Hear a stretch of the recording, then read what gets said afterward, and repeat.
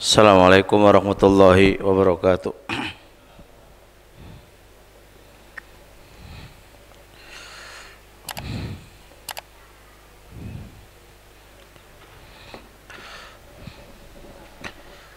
Innal hamdalillah hamdan katsiran thayyiban mubarakan fihi kama yuhibbu rabbuna wa yarda.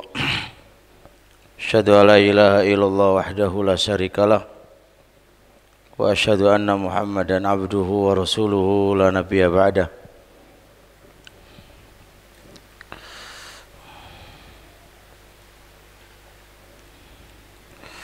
Alhamdulillah kita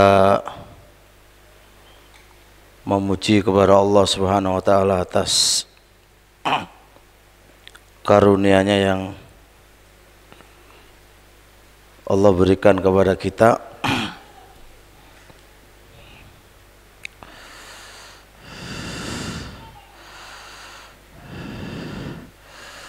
Insya Allah tema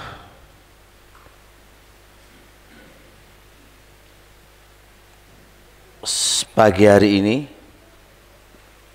membahas tentang sebab polemik keluarga dan solusinya.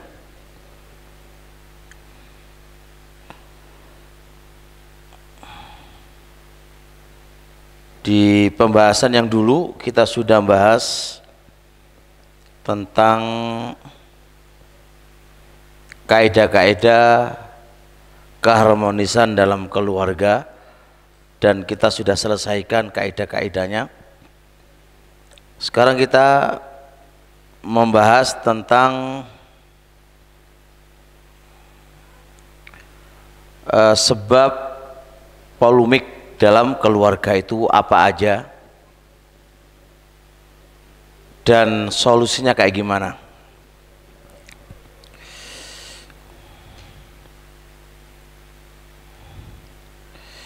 Yang pertama,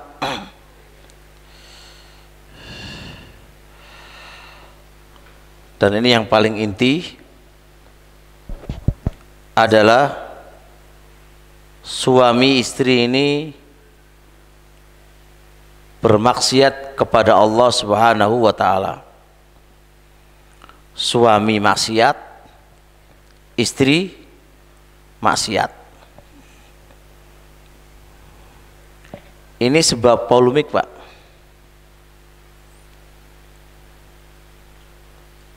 Tanpa sadar terjadi cekcok keluarga itu, permasalahannya adalah di maksiat.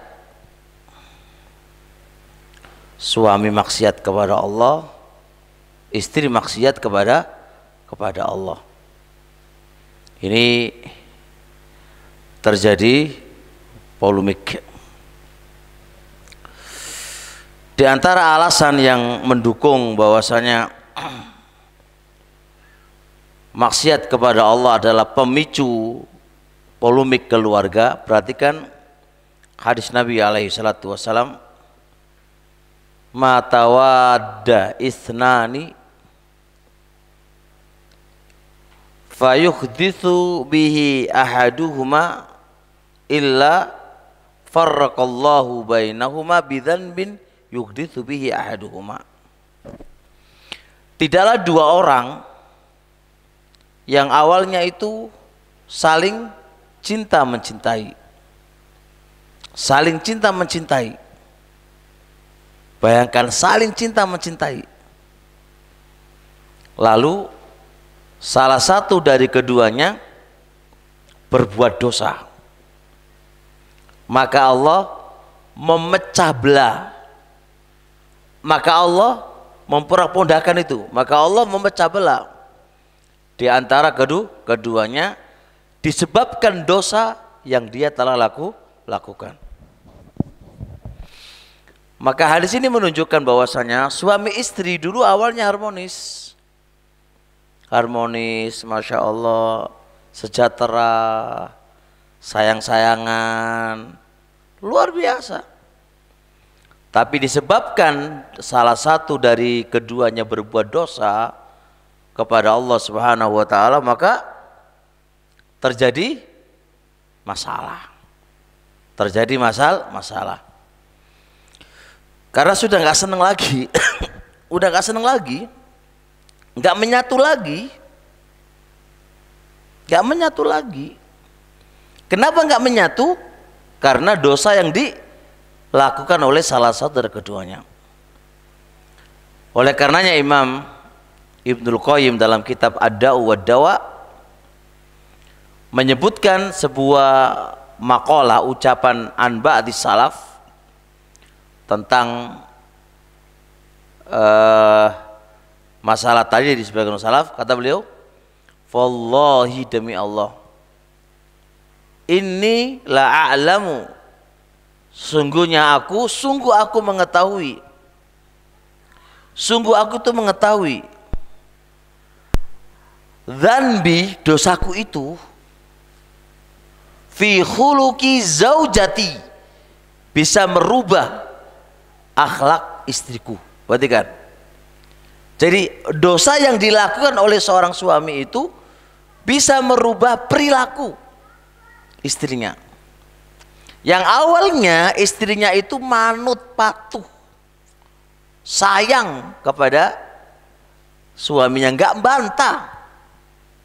Tapi disebabkan dosa yang dilakukan oleh sang suami, maka memberikan efek dan pengaruh.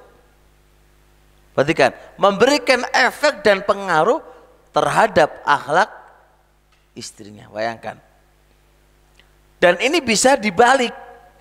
Begitu pula sang istri, ketika dia maksiat kepada Allah Subhanahu wa taala, maka itu akan berefek, berubah akhlak suaminya. Masya Allah. Maka perubahan akhlak ini ternyata salah satu sebabnya adalah karena apa? Maksiat kepada Allah Subhanahu wa taala. Ada sebuah kisah disebutkan oleh Ibnul Qayyim rahimahullahu taala. Ada seorang laki-laki itu datang ke Hasan Al-Basri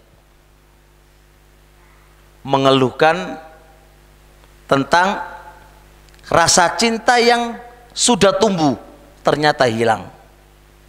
Si laki-laki ini datang kepada Hasan Al-Basri dan menanyakan kemanakah rasa cinta yang dulunya melekat, tumbuh, mencintai kepada istrinya. Kenapa ini hilang?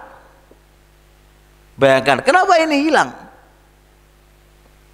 Maka dia pun datang mengadu, minta solusi. Apa jawabannya? Jawabannya Al-Basri adalah ijtanib maksiat Allah. Jauhi maksiat kepada Allah Subhanahu wa taala. La siyama, terlebih-lebih maksiat memandang wanita yang tidak mahramnya. Bayangkan. Maka si laki-laki itu mematuhi perintah sang Hasan Al-Basri.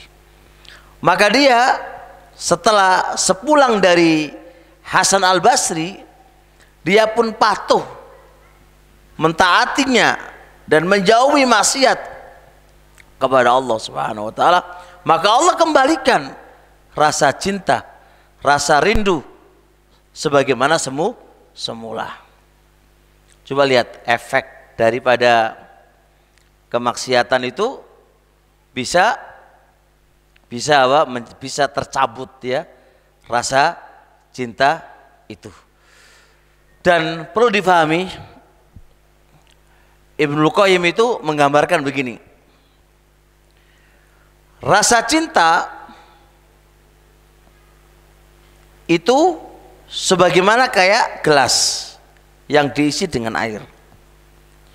Ketika gelas itu penuh dengan rasa cinta terhadap ketaatan dan terhadap syariatnya Allah, maka dia tidak ada lagi cinta kepada kemaksiatan. Tapi ketika gelas itu sudah full dengan cinta kepada kemaksiatan, maka tidak ada tempat lagi cinta kepada ketaatan. Maka ketika kita mencintai syariatnya Allah Subhanahu wa taala, mencintai ketaatan kepada Allah Subhanahu wa taala, maka berarti tidak ada ruang lagi cinta kepada kemaksiatan. Begitu pula sebaliknya, kalau hati ini penuh dengan cinta kepada kemaksiatan, rindu dengan kemaksiatan, maka tidak ada ruang lagi hati ini untuk senang dan cinta kepada ketaatan kepada Allah Subhanahu wa taala. Dan mencintai istri bagian daripada ketaatan kepada Allah Subhanahu wa taala. Maka saya katakan asal mula problem rumah tangga itu diawali karena ini. Karena kemaksiatan kita kepada Allah atau kemaksiatan istri kepada Allah. Problem itu terjadi, Pak, nggak mungkin tidak. Masalah itu pasti terjadi, nggak mungkin tidak. Tapi masalah tidak mesti kita berpecah, nggak mesti kita cekcok, bisa diselesaikan. Tapi kalau masalah sampai menghantarkan kepada percekcokan, bahkan pertengkaran, itu berarti tidak ada lain kecuali karena apa? Kemaksiatan kita. Ma asaba min musibatin fabima kasabat aidikum. Tidaklah musibah yang menimpa kepada kalian itu kecuali karena apa? Maksiat. Cekcok dengan istri itu musibah. Musibah. Berarti kata Allah Subhanahu wa taala, tidaklah itu terjadi kecuali karena apa? Maksiat kepada Allah. Ibnu Umar mengatakan, wallahi demi Allah, ketika tali sandalnya itu lepas, copot, putus, apa kata beliau? Wallahi demi Allah, inilah arifu, sungguh aku mengetahui putusnya tali sandalku itu karena apa? Maksiat kepada Allah. Tali sandal saja Ibnu Umar mengakui itu karena maksiat kepada Allah, apalagi cekcok sama siapa? Suami istri. Bisa dipahami insyaallah? Naam. Terusnya teman-teman semuanya, yang kedua, sebab problematika dalam keluarga adalah tadyi'ul huquq. Masing-masing suami istri itu menyia-nyiakan haknya. Suami itu punya kewajiban yang harus dia tunaikan kepada istrinya. Istri juga punya kewajiban yang harus ditunaikan kepada suaminya. Tapi masing-masing dari mereka tidak menunaikan dengan benar. Maka muncullah problematika dalam rumah tangga. Karena tidak memberikan, masing-masing tidak memberikan haknya. Misal contoh, kewajiban istri kepada suaminya harus taat, manut. Terus istri ngeyel aja, disuruh ngeyel, disuruh gini ngeyel, bantah. Terus apa yang terjadi? Gak masalah? Masalah pasti. Coba kalau dia manut, selesai kan masalahnya. Ini contoh, lihat suami, apa kewajiban suami yang harus dia berikan kepada sang istrinya?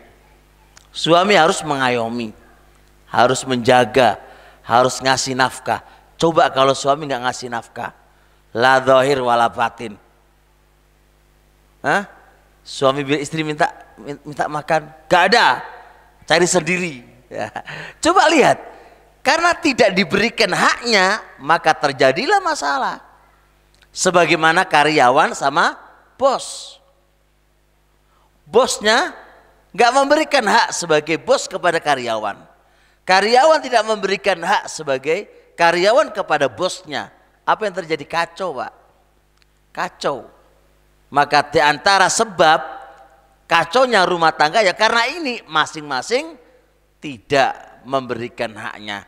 Kenapa nggak memberikan haknya? Bisa jadi suami nggak ngerti apa hak suami Begitu pula istri nggak ngerti apa hak istri, atau mereka pura-pura nggak ngerti, pura-pura nggak ngerti. Begitu ya, jelas insya Allah. Jadi ayo, hal ini harus dipelajari suami, wahai istri, pelajari apa yang menjadi kewajiban kamu. Kalau nggak belajar nggak ngerti. Sekarang saya kasih menjadi karyawan yang manut, yang patuh, nggak mungkin bisa kecuali harus ngerti mana perintah dan mana larangan. Apa yang harus saya kerjakan di perusahaan itu. Setelah dia ketahui, maka dia berusaha untuk menjalankan apa yang telah menjadi kewajiban-kewajibannya. Sama aja suami istri, nggak bakal bisa jalan stabil keluarga itu kecuali harus ngerti masing-masing apa yang menjadi haknya. Baru dia berusaha menunaikan hak-hak itu sendiri. Sebagaimana murid sama guru, ya, murid sama guru. Semua kalau masing-masing ngerti haknya, insya Allah akan stabil dan akan jalan.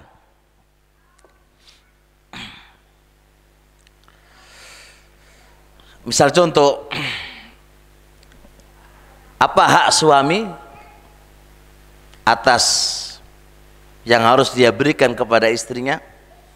Contoh, dia adalah harus menyayangi, nih, contoh menyayangi. Gak boleh memukul, gak boleh membentak. Nah kalau suami bentak terus kepada istrinya, bentak, dikit salah bentak, ini bentak, gimana mau bisa harmonis?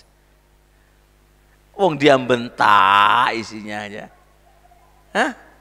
Ini menunjukkan apa? Suami nggak ngerti hak yang harus dia berikan kepada istrinya, sehingga kacau rumah tangga, kacau rumah tangganya.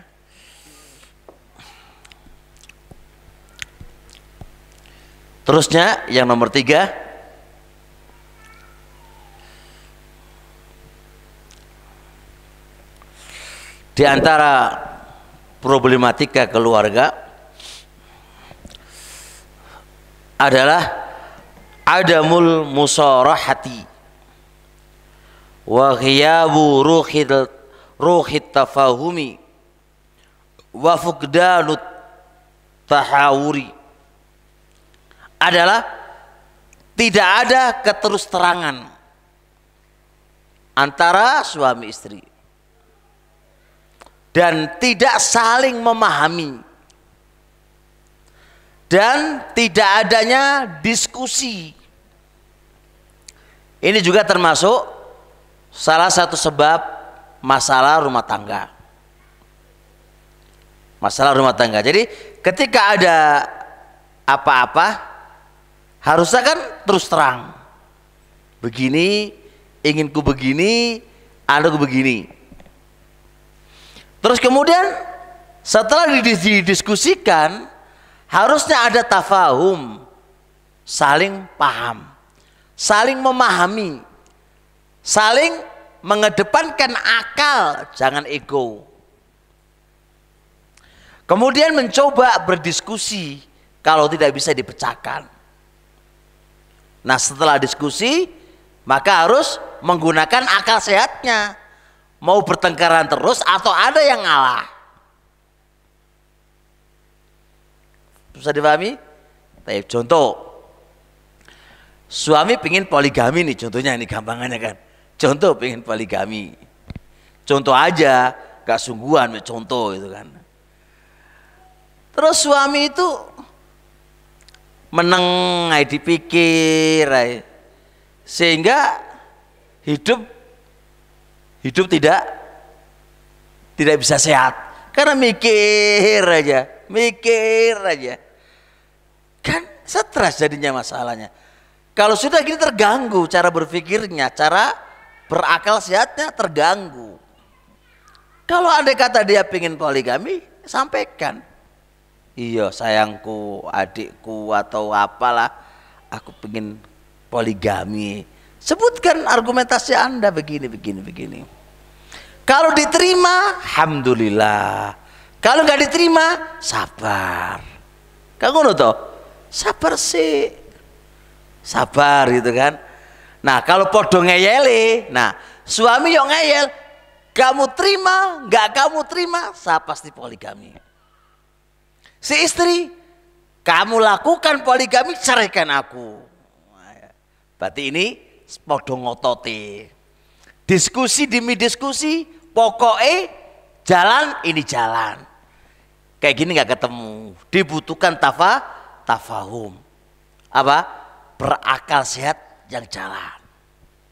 Mau kayak gini terus atau ada yang ngalah? Yang ngalah siapa? Bisa istri yang ngalah, bisa suami yang ngalah. Yang penting seng waras yang ngalah. Kata gak waras, ya wis. Apakah Anda pengen berantakan keluarga Anda atau tidak? Kan lihat itu. Kalau pengen keluarga Anda berantakan, ya monggo. Kalau nggak pengen, ya udah. Ya wis sabar, wahai suami. Berarti belum waktunya untuk berpoligami.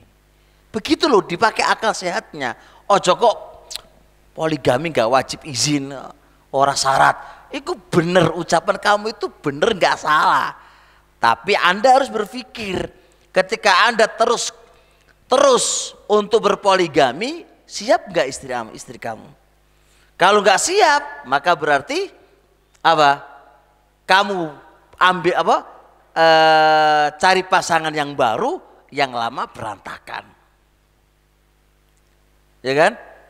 Jadi harusnya indah menjadi rumah sakit rumah tangga kamu kan? Kan begitu. Jadi harus yang atau si istrinya yang legowo, ya udahlah, nggak apa-apa, memang syariatnya boleh. Dan kayaknya suamiku wajib berpoligami, legowo lah, kan selesai. Karena kondisi suami wajib berpoligami karena dia satu nggak cukup, sedangkan dia kerjaannya di luar kota, yang mau nggak mau dia harus berpoligami. Apakah anti harus membiarkan suami anti terjerumus dalam dosa dan maksiat? Kan nggak mungkin. Maka itulah akal sehat yang dipakai. Jadi terkadang yang waras imma dari istri atau yang waras harus dari suami. Jangan ego. Maka ingat, ada diskusi, ada keterus-terangan. Keterus-terangan itu ada, diskusi juga ada. Kalau diskusi mental tidak ketemu, seng waras ngalah. Begitu yang harus difahami. Dan ingat, hal semisal ini nggak bisa hanya sekali, seminggu, 2 minggu, bisa berbulan-bulan dan mungkin bisa bertahun-tahun. Nggak bisa langsung, pokoknya bulan ini aku harus begini. Ya, Anda sebagai laki-laki itu harus berpikir dengan akal sehat kamu. Kalau saya begini, ini gimana? Apa yang terjadi itu gimana? Itu dipikir matang. Kita lihat sebuah kisah tentang Abu Darda radhiyallahu taala anhu. Abu Darda itu dia kalau siang puasa, kalau malam sholat. Jadi nggak sempet mencari dunia, dan nggak sempet, bukan mencari dunia, nggak sempet memikirkan dunia itu istrinya, nggak sempet mikir apa namanya berjumbu rayu dan berjima dengan istrinya, nggak sempet Pak. Ketika itu Salman Al Farisi datang ziarah ke Abu Darda. Waro'a Umma Darda'a mutabadzilatan. Lalu Salman Al Farisi ini melihat istrinya Abu Darda itu Ummu Darda mutabadzilatan, artinya lusuh, tidak punya gairah. Yang wanita yang punya gairah kan adusnya sering, berdandan, bersisir. Iku wong wedok duwe gairah kan ngono ta. Gairah urip. Begitu. Kemudian Salman nanya, "Malaki, ada apa kamu? Kok begitu penampilan kamu?" Kata Ummu Darda, "Akhuka lam yurid ad-dunya." Saudara kamu itu loh tidak pengen dunia. Coba lihat. Pertanyaannya ini kan masalah keluarga nih, problem antara Abu Darda dengan Ummu Darda. Problem yang demikian ini apakah Abu Darda atau Ummu Darda wis ceraikan aku aja? Kan nggak begitu. Ya enggak? Dia tetap bersabar menunggu solusi. Maka misal contoh andai kata ada masalah rumah tangga wahai istri, jangan mudah wis ceraikan aku. Taruhlah andai kata takdir Allah nih, takdir Allah yang kita nggak menginginkan, ternyata suami kami itu poligami misal contoh. Misal tuh, kita nggak ingin suami itu berpoligami, ternyata poligami. Jangan terlalu ciut dalam berpikir, pendek berpikir lalu ya wis ceraikan aku. Jangan begitu, itu bukan solusi. Apakah solusi kalau minta cerai kemudian Anda akan bahagia? Belum tentu Anda akan bahagia. Anda punya madu itu juga masalah. Minta cerai itu juga masalah. Kemudian jadi janda itu juga masalah. Menyendiri itu juga masalah. Semua hidup masalah. Gak mungkin lepas dari masalah. Apa kamu kira ketika minta cerai lalu diceraikan selesai masalah? Tidak. Kan takdir Allah sudah berjalan. Maka bersabarlah. Barangkali ada jalan keluar terbaik. Kayak Ummu Darda ini enggak kok langsung minta ceraikan aku aja. Begini malah begitu, enggak. Tetap bersabar. Maka lihat Salman Al-Farisi. Ya wis, sudah. Maka dia pun nunggu. Waktu itu Abu Darda lagi pergi. Maka makan siang Abu Darda bikin makanan tuh untuk tamunya. Kata Salman, "Wallahi la aqulu hatta ta'kula." Demi Allah, saya nggak bakal mau makan sampai kamu makan. Sehingga Abu Darda pun apa? Batalkan puasanya. Batal puasa nih. Malam hari Abu Darda tuh tidur di awal.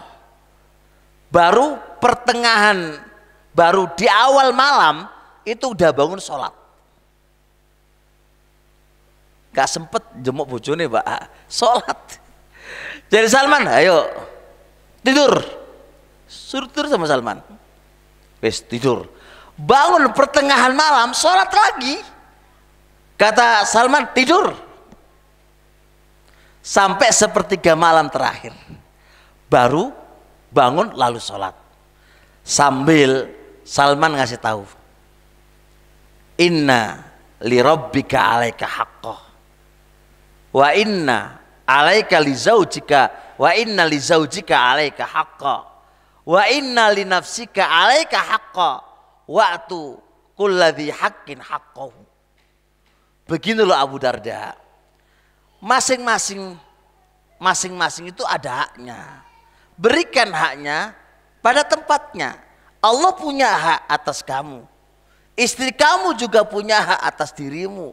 Dirimu juga punya hak atas dirimu. Tunaikan haknya. Kan begitu. Lalu subuh-subuh Abu Darda datang ke Rasulullah SAW dan menghabarkan apa yang disampaikan oleh Salman. Faqala Nabiyyu SAW, "Shadaqa Salmanu." Salman telah jujur. Maka cerita ini saya tampilkan, kita ambil sebuah pelajaran penting. Bahwasanya permasalahan rumah tangga Ummu Darda dengan Abu Darda telah terjadi. Tapi apakah langsung minta cerai? Kan enggak. Nunggu solusi Pak. Orang kok sedikit masalah minta cerai. Mendingan aku mati daripada hidup begini. La ilaha illallah. Dan antum tahu kenapa wanita-wanita kayak gini keadaannya? Kakek HP Pak. Kok bisa? HP ini membuat wanita, membuat kita tidak tegar menghadapi masalah. Lihat anak-anak kita, Pak. Jenengan bisa lihat anak-anak kita gak punya sifat sabar. Soalnya wis kadung apa? Pegang HP. HP itu kan ngajari kita semua apa? Serba instan. Secara otomatis maka instan itu menjadi sifat tabiat yang melekat kepada anak, sehingga nggak mau nunggu lama. Beda dengan dulu anak kita atau orang-orang tua kita kan pengen makan singkong aja harus ke ladang dulu, nyabut dulu, mari ngono lagi apa dibersihkan, mari ngono dimasak. Tegar Pak hidup menghadapi keadaan itu tegar. Saiki loh, coba apalagi anak-anak sekarang umur 18 tahun menikah, 20 masalah wae. Karena nggak tegar, Pak. Intinya nangis toh sini, nangis toh. Apalagi masa-masa itu sudah gendong anak. Stres dia nggak bisa memanage waktunya.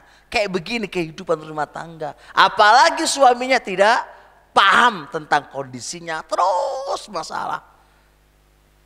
Makanya barakallahu fik. Wahai sang bapak, Anda jangan lepas tanggung jawab. Biar ku nikahkan aja, lepas tanggung jawab saya. Itu bukan laki-laki dan bapak yang baik. Pantas nggak anakmu itu menikah? Jangan dibebankan kepada laki-laki yang lain. Karena kadang-kadang bapak kan begitu, stres aku di anak ini caca. Padahal ya ora iso apa-apa, ora iso tegar menghadapi masalah. Terus piye mene ke depannya gitu kan. Tenang ya kan, ini sudah dianalisis oleh beberapa dokter atau beberapa ilmuwan tentang itu. Nggak bisa.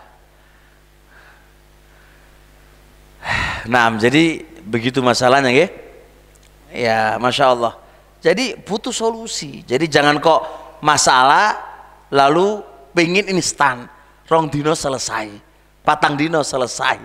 Dari mana gak bisa begitu? Sabar, bersabar sampai titik Allah berikan ketentuan. Apakah harus berpisah ataukah harus melanjutkan? Itu butuh berpikir matang, hari demi hari, bulan demi bulan, tahun demi tahun, bersabar di atas itu. Saya itu pernah nulis buku.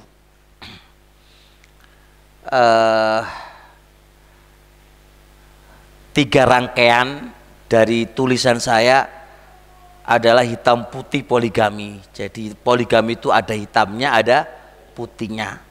Karena laki-laki itu pahamnya poligami itu putih tok wae, gak ngerti hitami. Saya nulis buku itu, hitam putih poligami. Terus saya nulis lagi buku yang kedua, sepucuk surat untuk istriku yang pertama. Terus tulisan yang ketiga adalah mendulang kisah para salaf. Mereka itu bersabar dari tajam lisan istri-istri mereka. Jadi ada, bahkan Imam Ghazali mengatakan terbesar ujian para salaf itu, para ulama-ulama itu, terbesar ujiannya dapat rezeki istri yang tajam lisannya. Itu mereka sabar, Pak. Bahkan kesimpulan dari mereka ini, kesimpulan mereka, kenapa suami kok sabar menghadapi istri yang model koyok ini lho, tuh wajam lisannya, caci makian. Itu kenapa? Ada 2 sebab. Dan saya tulis, dan ada referensi bukunya. Saya bukan bercerita, hanya dongeng yang tanpa referensi buku. Apa katanya? Ada 2 hal yang menjadi penghias hidup kita, barangkali begitu ya. Yang pertama adalah Allah takdirkan dapat istri semisal ini, 1, mungkin karena dosa kita. Bisa dipahami? Dosa kita, Pak. Kok bisa? Saya kasih contoh lagi. Aku nulis buku lagi tentang 20 kaidah sabar dari celaan orang lain. Kaidah pertama adalah, ini supaya nyambung dengan masalahnya tadi. Kaidah pertama apa? Semua perbuatan hamba baik dan buruk itu juga Allah yang mengatur, bukan murni hamba yang mengatur. Yang kedua, kenapa Allah kirimkan orang itu kepada kita? Maka apa sebabnya? Karena dosa dan maksiat kita. Contoh, andai kata ada istri kamu meludahi dirimu, wis gak usah jauh-jauh. Anda diludahi, mulutmu diludahi, kamu ditampar. Pertanyaannya, istri menampar kamu, apakah itu murni perbuatan istri ataukah itu juga kehendaknya Allah? Jawabannya kehendaknya Allah. Yang kedua, kenapa Allah kirimkan seorang istri kepada dirimu dengan model yang demikian itu? Kenapa? Coba bayangkan. Kenapa? Karena maksiat kita dan dosa kita. Maka itulah yang menjadikan para ulama salaf itu sabar. Iya, karena dosaku. Karena dosaku. Ini yang pertama. Yang kedua, apa yang menjadi penyebab mereka kok sabar? Kata dia, Allah takdirkan dapat istri yang demikian ini adalah penghapus dosaku. Wenak, nggak perlu orang lain Pak untuk penghapus dosa. Sepenting bisa sabar. Bendino dicaltu istri, alhamdulillah dosaku hilang. Ngono wae. Dicelatu maneh, alhamdulillah dosaku hilang. Mana dicelatu maneh, ditamperi maneh, alhamdulillah dosaku hilang. Syaratnya sabar. Yang ketiga adalah, kalau andai kata istri ini kucerai, lalu dinikahi oleh orang. Pertanyaannya, kira-kira orang selain saya bisa nggak sabar menghadapi model perempuan yang kayak gini ini? Kasihan kalau nggak bisa sabar, malah menjadi beban dan dosa. Biarlah aku yang menanggung semuanya ini. Iso Pak, Pak. Iso ora? Iso ora? Kok meneng wae? Iso ora iku? Berat ya? Berat. Ya iku mau Pak. Kabeh iku mau yo keimanan kita. Kan keimanan kita nipis kayak gini yo. Alah mendingan delek maneh lah. Lapo kok mikirin bojo siji iki kan itu kan. Bojo wis ora ayu wis mikirin stres ae ngene kan. Jelas ya masalahnya. Nah itu loh. Jadi barakallahu fiik, ayo jangan cepat memberikan keputusan minta cerai atau menceraikan. Pikir dulu, problem itu kan akan bisa selesai insya Allah dengan masa waktu yang berjalan. Yang penting sabar dan berusaha mengimbangi masalahnya dan berusaha mencermati masalah, kemudian mengambil sebuah pelajaran. Kalau andai kata suaminya kaku, ya ketika dia lagi kaku, kamu jangan kaku, lendek. Kalau dia menjadi api, kamu jangan jadi kayu bakar atau bensin. Jadilah kamu itu air. Kan begitu, berusaha untuk bagaimana keluarga bisa langgeng dan mawaddah warahmah. Taib.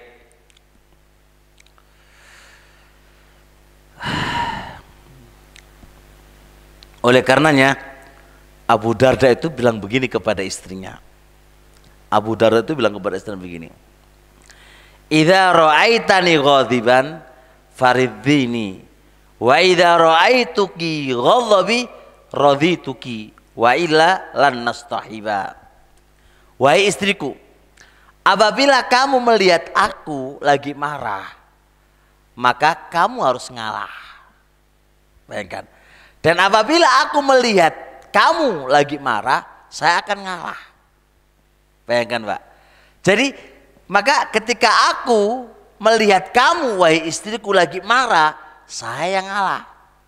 Ketika istriku melihat aku lagi marah, kamu harus ngalah. Wa illa jika tidak ada yang ngalah, lan nastahiba, kita nggak bakal bersatu. Ayo, pengen bersatu apa enggak?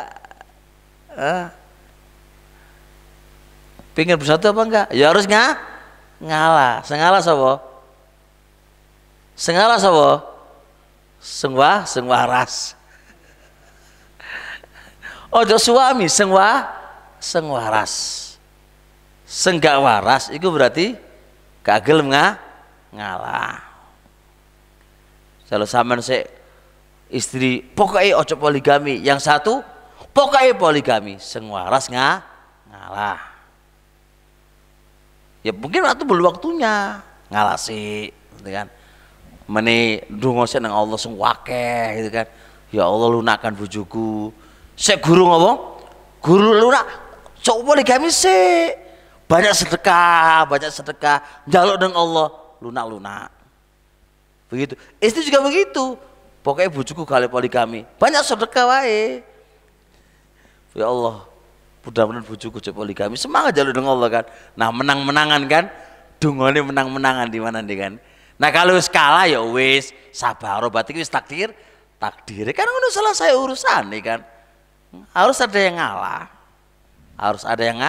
kalau nggak ngalah ya ora ketemu.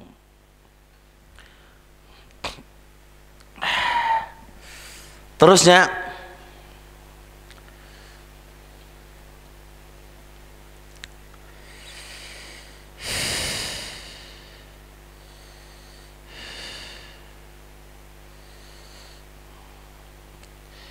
termasuk problem rumah tangga itu adalah annar rajula yang safadhaila ahlihi wa yatadhakkaru minha faqat as-sayyiati wal afawati wa yadha'u nusba ainihi al-akhta'a waz-zallati. Di antara sebab problematika keluarga adalah apa? Seorang suami itu lupa tentang kebaikan istrinya. Begitu pula istrinya lupa terhadap kebaikan suaminya. Nggak boleh Pak, kesalahan itu ditancapkan di kedua matanya. Pokoknya yang dia ingat salah toh. Wah, kalau model kayak gini Pak, nggak bakal terus berkeluarga. Perlu difahami wahai suami, istrimu itu bukan malaikat dan bukan nabi.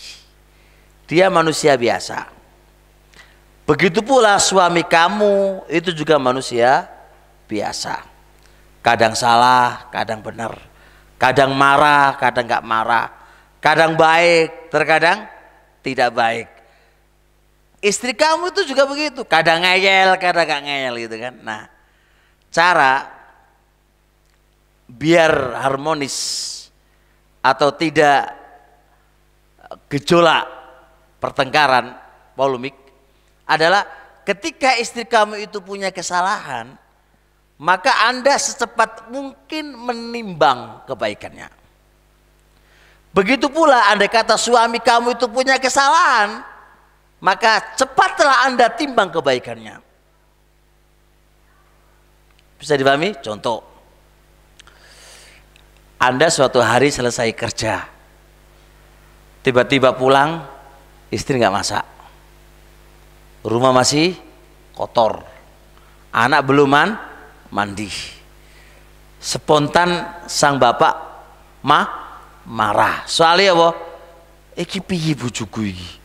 Aku suami udah kerja capek-capek, pulang-pulang gak dimasain. Nah, kalau yang antum ingat ini, tok pasti marah dan bertengkar. Tapi kalau Anda ingat, iya ya, kan baru kali satu, kan setiap hari kan dimasain, baru kali ini kan. Nah, coba antum timbang kebaikan istri terhadap kamu dalam masalah itu aja, nggak usah masalah yang lain, dalam masalah itu aja. Berapa kali Anda gak dimasain dan berapa kali Anda dimasain? Ya tak? Kalau kita itu ingat apa? Salahnya aja Pak, nggak mungkin ketemu Pak. Hatta berteman. Apakah teman itu juga maksum? Enggak. Maka ketika teman itu berbuat salah sama kamu, ingat kebaikannya. Tapi sekarang zamannya beda Pak dengan zaman dulu. Zaman sekarang itu yang diiling itu elei, wah kebaikannya nggak pernah. Sekarang contoh nih, andai kata ada suami kamu poligami nih,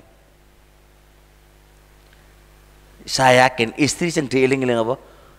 Aku dikhianati, aku dikhianati. Iling itu, wah. Ini saya bukan menyuruh, ini kan andai kata terjadi kan mengandai. Saya nggak menyuruh, saya nggak pernah menyuruh poligami kok. Ini mengandai. Pertanyaannya adalah ketika suami kamu itu berpoligami, coba lihat apa istri yang diiling-iling apa?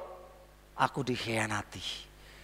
Wah, jahat banget suamiku itu, banget jauh. Cerita ke orang-orang, apa namanya, jahat banget, jahat banget, jahat banget. Ya mau enggak? Kebaikan suami yang begitu banyaknya terlupakan semuanya. Yang dia ingat adalah suamiku nggak jujur, suamiku jahat, suamiku, ya apa enggak? Ya apa? Badan itu nggak dosa loh, beda kalau dosa pak, beda kalau dosa itu beda, kan nggak dosa.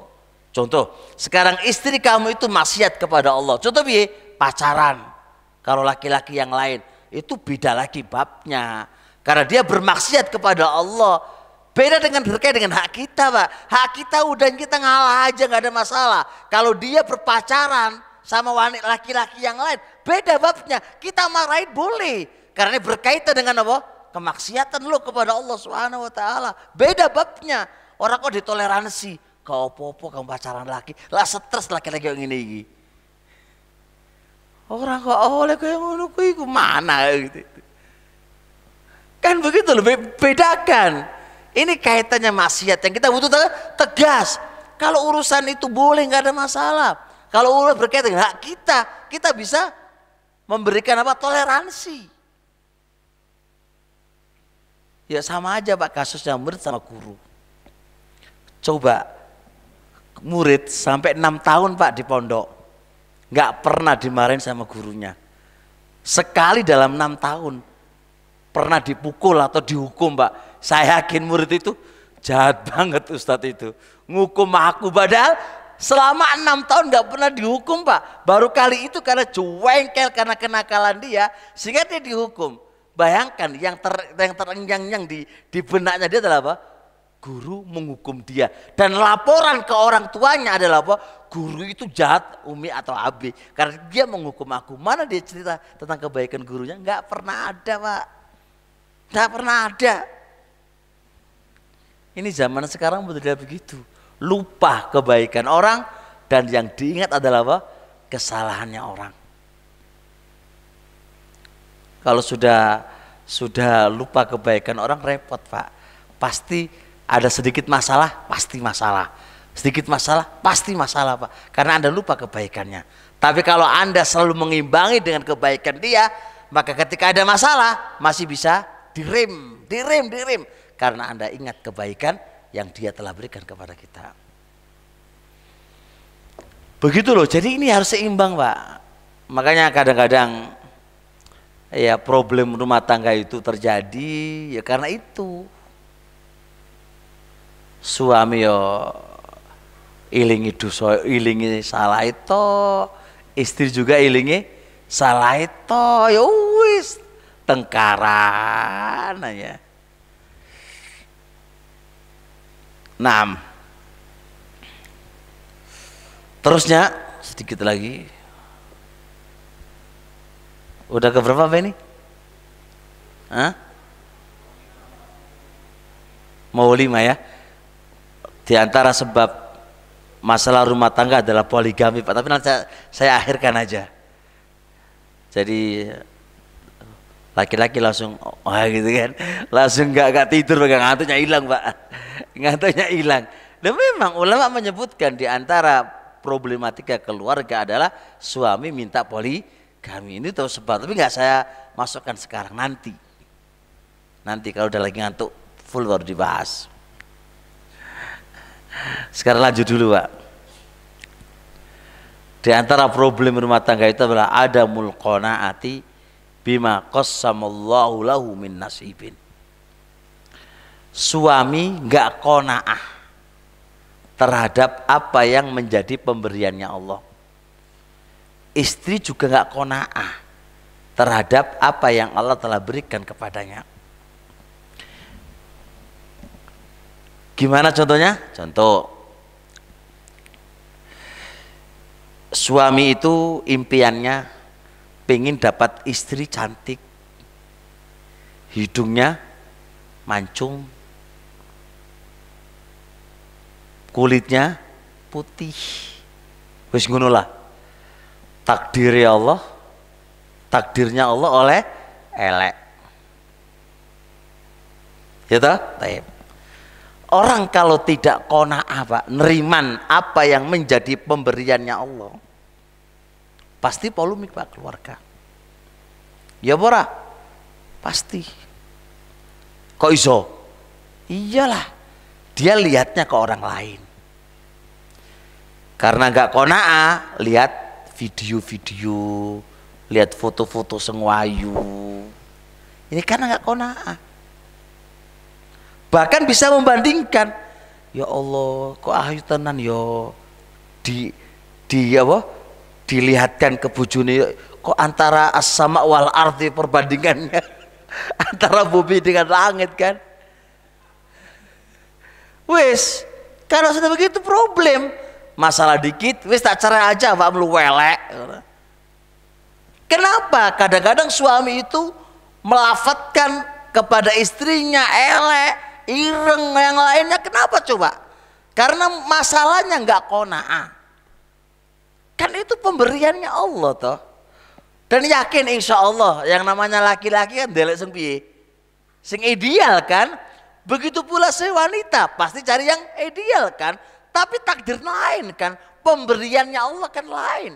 Allah telah berikan kepadanya. Nah, jadi masalahnya di mana? Masalahnya nggak qanaah. Nggak qanaah. Masih melihat manusiawi, melihat yang lebih tinggi lagi kan. Makanya kalau pingin istri kita itu cantik selalu, kumpulkan orang-orang di bawahnya dia kan, kelihatan cantik gitu kan. Oh jadi kumpul apa? Sengaja aja ketorelek kan. Ketorek segaman gak kuat apa? Qanaah gitu kan. Jadi kalau ada ojo kumpul ayo kono wis elelek wae, kumpul karo elelek wae. Kan ketara ayu gitu kan. Kan ngono to. Kalau begitu keadaannya, makanya Nabi alaihi wasallam mengatakan ungdzuru ila man huwa asfala minkum wala tangdzuru ila man fawqakum. Kalau Anda ingin syukur, lihat di bawah kamu, jangan lihat di atas kamu.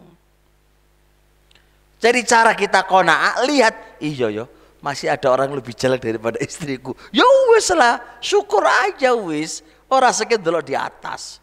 Kalau Anda itu pengen lihat di atas, Pak. Dua kemungkinan. Imma Anda akan gegeran terus dan berujung cerai, atau Anda pengen poligami dan itu belum siap untuk dipoligami. Geger terus. Saya kasih tahu, Pak. Semua sepakat. Hidup itu pengen bahagia atau ora? Hidup itu pingin gak ada masalah atau pingin ada masalah? Loh urip pengpisan loh Pak, pingin adem orang ono masalah. Uripku suwe enak orang ono masalah. Di luar wake masalah, di dalam ono masalah, gak stres. Makanya di beberapa kitab itu wong poligami itu Pak harus banyak ketawa. Kenapa begitu coba? Apa rahasianya? Kenapa kok disuruh banyak ketawa Pak orang berpoligami? Soalnya wis ketara nang jero rumah tangga itu apa? Pasti punya masalah besar kan. Kalau menang iso stres Pak. Stres baru stroke Pak. Makan kon guyu itu menghilangkan gitu. Makanya urip itu ping pisan. Orang kedua kalinya.